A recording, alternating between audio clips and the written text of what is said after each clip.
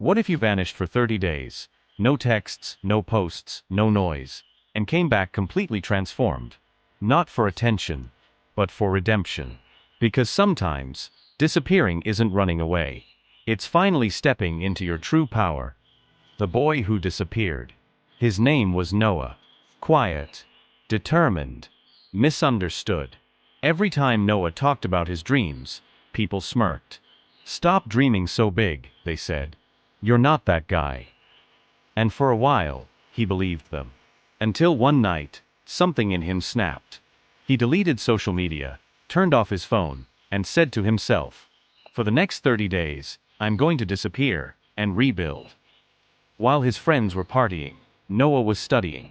While others were sleeping in, he was training. When they mocked him for being gone, he smiled in silence, because he knew they'd see him soon enough. The first week was lonely. The second week, painful. But by the third, he started feeling alive again. He was becoming someone new. Not louder, not flashier, but stronger. And when Noah finally came back, he didn't say a word. He didn't need to. His results spoke louder than any post ever could. The same people who once laughed, now they were asking him for advice. Disappearing isn't about hiding. It's about focusing, cutting out the noise so you can hear your own potential. When you step away from the world for a while, you stop chasing validation and start chasing growth.